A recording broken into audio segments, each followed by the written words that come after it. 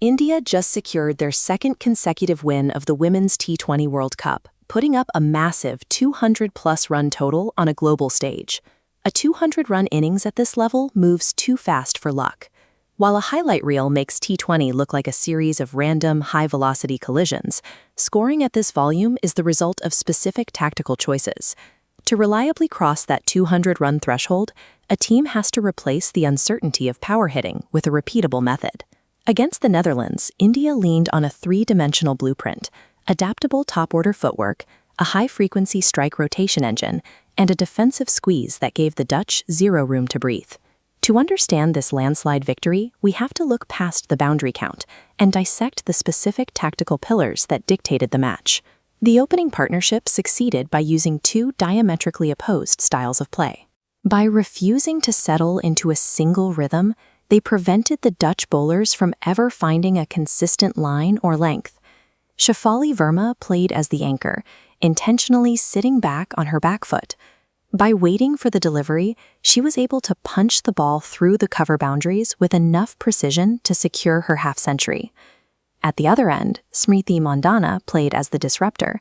She repeatedly stepped down the track, forcing the bowlers to shorten their length and creating gaps in the field that wouldn't have existed otherwise. When one batter holds the back foot and the other charges the ball, the bowler's ideal landing zone effectively disappears. This constant movement forces the opposition to defend a much wider range of delivery lengths. This spatial pressure forced the Netherlands into a reactive state, making defensive field adjustments earlier than planned and surrendering control of the power play. Once the fielding restrictions lift in the middle overs, hitting boundaries becomes a secondary goal. The priority shifts to maintaining the scoring pace when the boundaries dry up. This was the turning point of the innings. India kept their dot ball percentage below 33%. By ensuring 2 of 3 balls scored, India denied the Dutch dead deliveries to build pressure, maintaining unbroken scoring. That constant rotation gave Harmanpreet Kaur the freedom to experiment.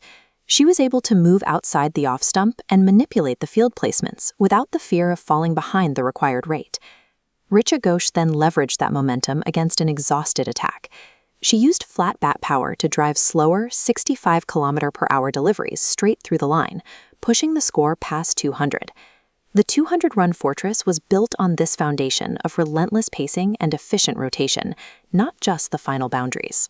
Protecting a total this large during the second innings requires defensive coordination to ensure the opposition never finds a way back into the contest. The bowling was highly disciplined. Deepti Sharma equaled the record for international wickets, while Shafali Verma utilized unexpected short-length deliveries to keep the Dutch batters from settling. We saw a significant shift in the quality of the glove work as well. Richa Ghosh's performance behind the stumps was precise, and her confident appealing added a layer of psychological pressure to every delivery. Combined with sharp outfield catching from Jemimah Rodriguez and Smriti Mandhana, the Indian side formed a wall that left the Netherlands with 0 options.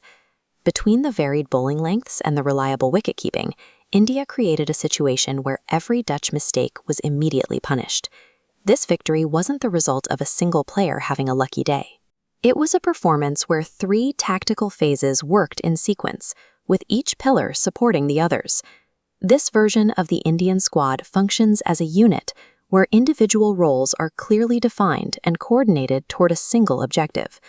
For every other team in the World Cup, a 200-run performance executed with this level of tactical clarity is a warning.